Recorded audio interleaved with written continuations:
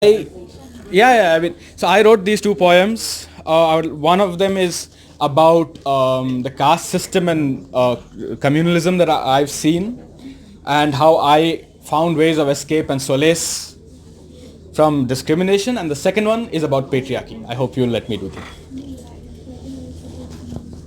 The television scream of white and then some more white. Genetics tells me something isn't right. Read up my papers, some of B.R. Ambedkar. I was right. Enter the jail cell. Guess what? There is no Brahmin in sight. The kids carry shit on their heads for their daily bread. The bricks and bullets kept for Dalits and Muslims to live in dread. It takes hard to get what the gods have given to be bred. I mean a woman whose legs the whole caste possess. Heads adorn the office. They have one thing in common, with or without a pig's tail and a hand caught in Manu. And when they can't say Dalit, they say merit and argue. And they say their culture has to be our culture. Their culture has to be our culture. Not for Abu. But I can't say shit. Take it with sealed lips as the revolutionaries discuss pride in body smells as they blow shells. One slip and I sell my soul or whatever I own for a prince's bail. I'm pretty sure when I die and look at hell, the devil down there will be wearing a sacred thread. But from a little hole in the darkness as I lay, I searched for a duck to take my pain away. You stood before me with your guitar, eyes screwed, strumming through my screen as I floated back to 88412. And God was with me all the while as I found catharsis in the words of yet another forgotten artist.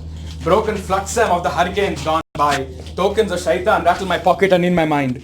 Da-da-da-dum, da-da-da-dum, da-dum, da-da-da-da-da-dum, da-da-da-dum, da-dum. Like a cast to fix a crushed and broken love. I had no fast car, but I cried all the same. I had no clear path and I tried to no avail. And if not now, when would I make it? Dreams of Mandela in this cesspit of hatred.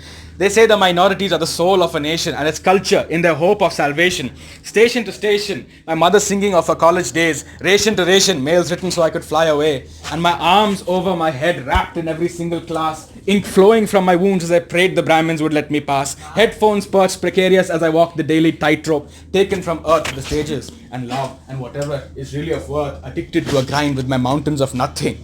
Restricted to one mind, trapped in fountains of offspring and races of rats and strength of people and missiles. They're talking about evolution, faces that lack dreams, spent cartridges of lives of wishing, lips never talking about revolution.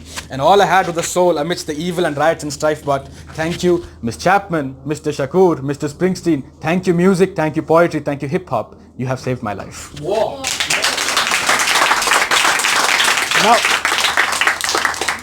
Now, how do I depict this society? So, any of you know Inktober? The Inktober art, this thing. So, how do I depict this society? So, I decided to sort of paint a picture of the discrimination in society. Ugly, unbroken, with a thick mustache and sideburns, a most ancient entity sits on the gilded path. Marking the spot where its treasure lies, an ancient inscription gilded with shackles, a thread draped around a lingam, and an impossible riddle for the outcast to solve. Aside the road lies the tortured souls it chewed and spat out for subsistence. It sits armed with hands and sticks and swords and wires in a custodial cell and silence. It sits armed with accusations and honor, izzat, and good and bad and fear. It sleeps with a loaded whisper tucked under its pillow of breast flesh. Nightly it bellows at the moon and calls a challenge for the sun to rise. Draped broken figures stand by the curb, hiding in the trees. Silhouettes of anguish and acceptance and numbness and what-ifs. It grunts the flame of warning to keep them away from the streets. Some from their hiding place close their eyes and sing its praises. Some keep a small flame burning as they cook a batch of soft rotis. Some ignite, immolate, rush towards it, trip and burn to the ground. Some search for a way through the poisoned ivy of the undergrowth. Gushing from its open mouth, an ancient river of platitudes for the hurt. A few mumbled indignant expressions. I've dipped my toes in that river for what it's worth. I've had it sprayed at me from the Brahmin at daybreak, who sings hymns in its frigid water so purifying, of all thought for the people on the banks, babies born from the wombs to be baptized in its flow. I thought I stood on the dry path, hungering to get across. I thought I stood on the dry path, hungering to get across. I looked down and saw my ankles were damp and dripping. I looked behind me and saw your hurt, determined faces. I mouthed a small apology, but so had the swimming Brahmin sun at me. I tried to step back and the mud held me firm and I could not swim. I watched helplessly as the water burnt your hearts and faces. Curse this river! I sat watching the swirling and the sun's slow growth, and I wrote this poem in the hope of redemption to all women.